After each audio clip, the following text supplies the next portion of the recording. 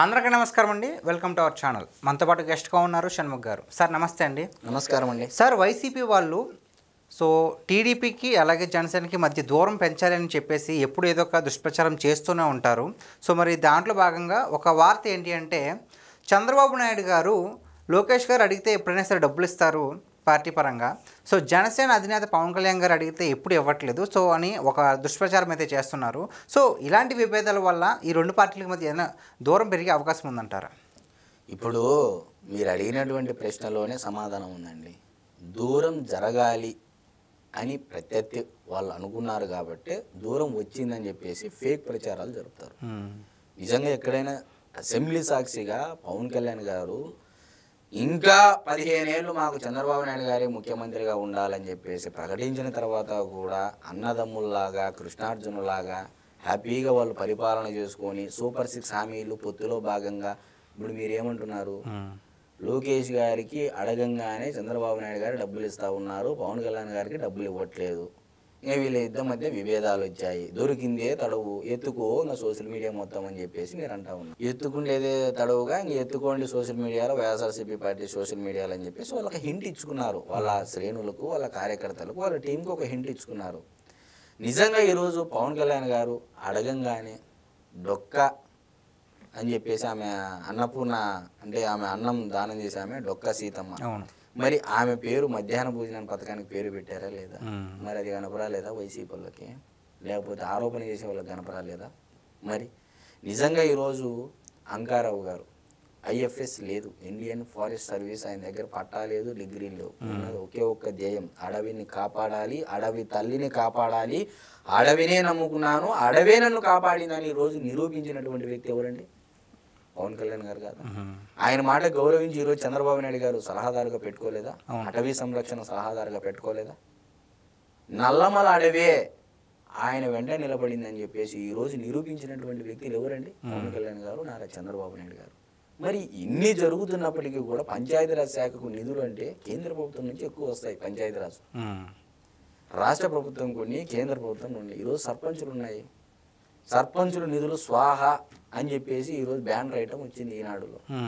మరి గత ప్రభుత్వ హయాంలో జరిగినటువంటి అవినీతి మీద, చాలా అక్రమాల మీద పవన్ కళ్యాణ్ గారు కూడా పోరాడుతూ ఉన్నారు.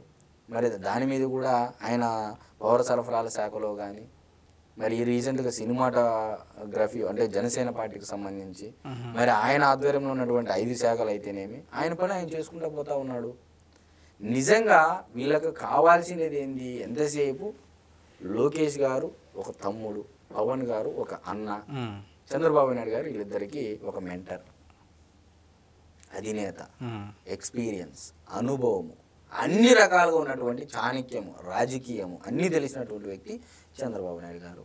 హ్యాపీగా అన్నాదమ్ముల మాదిరిగా రాష్ట్రాన్ని సూపర్ 6 హామీల్లో భాగంగా దీపం 2 పథకం కింద 90 లక్షల సిలిండర్లు ఇప్పటి వరకు బుక్ చేసుకున్నారు. మరి అన్నదాత సుఖీభవ ఇవ్వబోతా ఉన్నారు. తల్లికి వందనము 8,745 కోట్ల రూపాయలు కేవలం తల్లుల ఖాతాల్లోకి జమ అయిపోయాయి. మరి మిగిలిన 1,300 కోట్ల పైమాట స్కూల్ అభివృద్ధి ఖాతాకి వెళ్ళాయి. మరి అదేవిధంగా అన్నా క్యాంటీన్లు 200కు పైగా చిలుకు, పేదలకు నాణ్యమైనటువంటి భోజనం 3 పూటల అల్పాహారం, మధ్యాహ్న భోజనం, రాత్రి భోజనం. మరి మిగిలినటువంటి హామీలు ఏంది? మహిళలకు 1,500 రూపాయలు నిరుద్యోగ భృతి, అది కూడా చర్చలో ఉన్నాయి. ప్లస్ ఫ్రీ బస్సు అంటున్నారు. ఫ్రీ బస్సు కూడా ఆగస్టు 15 నుంచి మొదలవబోతామని చెప్పేసి ఇప్పటికే చంద్రబాబు నాయుడు గారు పలు సందర్భాల్లో వ్యాఖ్యానించడం జరిగింది.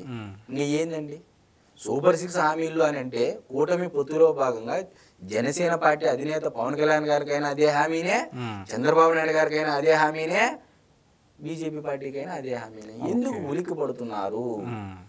మీరు 6,000 కోట్లు కేటాయించుకొని 2019లో 2023-24 టైంకి వచ్చేదానికి 5,000 కోట్లకి ముగించేసినారు. అంటే తగ్గించుకుంటూ వచ్చినారు అమ్మఒడి, పిల్లల సంఖ్య తగ్గుతూ వచ్చింది.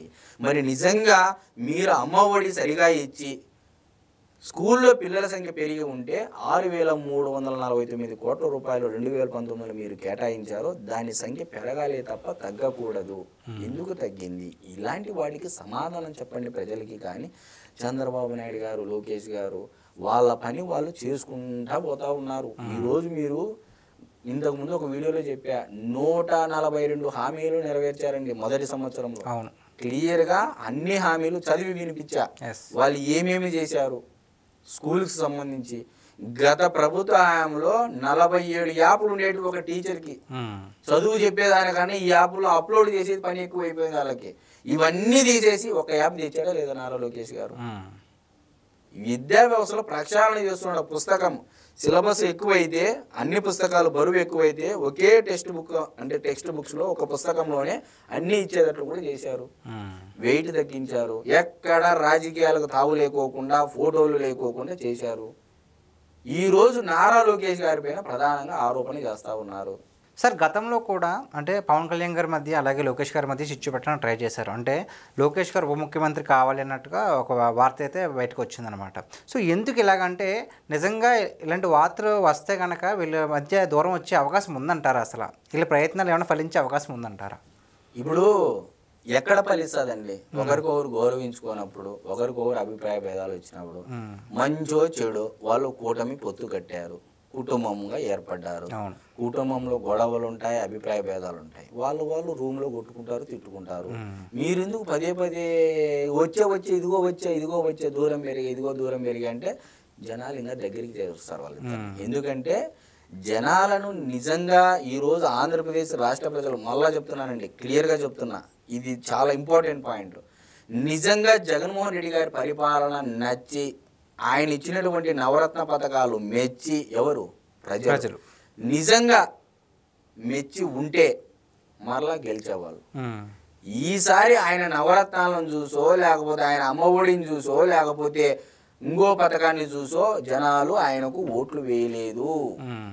నిన్ను ఓడించాలనే ఉద్దేశంతో ఓడించారు. అది గమనించాలి జగన్మోహన్ రెడ్డి గారు. స్టిల్ వాళ్ళకి వైఎస్ఆర్సీపీ పార్టీ వాళ్ళకి అర్థం కానటువంటి విషయం ఏంటంటే, ఇక్కడ పథకాలను చూసి సూపర్ 6 ఇస్తే ఏదో చంద్రబాబు నాయుడు గారికి ఓట్లు పడిపోతాయి, లేకపోతే ఇంకో పథకం చూసి ఓట్లు వేయలేదండి, చంద్రబాబు నాయుడు గారు ఉంటేనే రాష్ట్రం ముందుకు పోతుంది, జగన్మోహన్ రెడ్డి గారిని ఓడిస్తేనే రాష్ట్రం ముందుకు పోతుందని ప్రజలు నమ్మారు. కాబట్టే ఈరోజు చంద్రబాబు నాయుడు గారిని ముఖ్యమంత్రి చేశారు. లేకపోతే చంద్రబాబు నాయుడు గారు ఏదో పథకాలు ఎక్కువ ఇస్తున్నాడు, సంక్షేమం ఎక్కువ ఇస్తున్నాడు అని కాదు. ఆయన ఉంటేనే రాష్ట్రం బాగుపడుతుంది, ఆయన ముందుకు కొనసాగుతేనే ఆయన ఆధ్వర్యంలో పిల్లల భవిష్యత్తు బాగుంటుంది.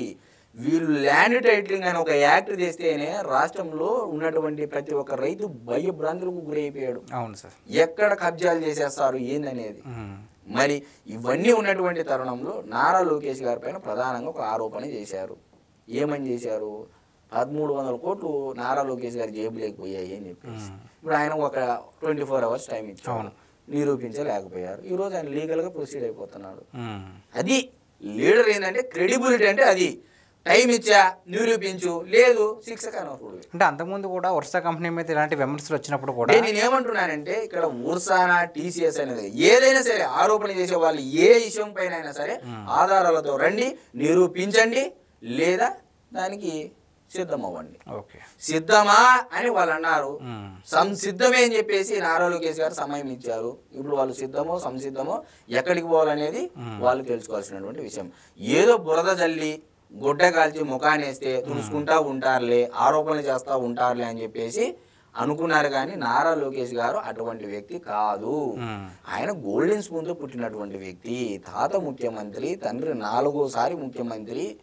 ఇప్పుడు కొడుకు అంటే ఆయన మోడీ గారే సైతం పిలిచి 2 గంటలు సమయం డిన్నర్కి కేటాయించారండి. మీ జగన్మోహన్ రెడ్డి గారికి కానీ, జగన్మోహన్ రెడ్డి గారి యొక్క ఎవరికైనా సరే వాళ్ళ పార్టీలో మోడీ గారి యొక్క అనుమతి 1 గంట పర్సనల్గా కేటాయించుకోమనండి. ఈ రోజు మేమిది అంటున్నారు కదా. నారా లోకేష్ గారికి ఇచ్చినంత విధంగా ఎవరైనా సరే ఎంటైర్ దేశ్కి, మొత్తం దేశంలో ఎవరైనా ఆ సమయం కేటాయించుకోమనండి, చూద్దాం. ఓకే. ఇక్కడ ఏదో ఆరోపణ చేసి గుడ్డ కాల్చి ముఖానేస్తే నారా లోకేష్ గారు ఏదో తుడుచుకుని పోయే రకం కాదు, తిరిగి దానికి సమాధానం చెప్పేటువంటి వ్యక్తి. ఈ రోజు పప్పు కాస్త నిప్పు, మీ భాషలో చెప్పాలి అంటే పప్పు కాస్త నిప్పులా తయారైంది, ఆ నిప్పును ముట్టుకుంటే కాలిపోతారు అనేది మీరు తెలుసుకోకపోవడం అనేది ఇక్కడ బాధాకరం. ఓకే, చూసారు కదండి. ఆరోపించడం కాదు, దమ్ముంటే నిరూపించండి అని షణ్ముఖ్ గారు అయితే చెప్తున్నారు. సో దీనిపై మీ అభిప్రాయం అంటే కామెంట్ చేయండి. థ్యాంక్స్ అండి. నమస్తే.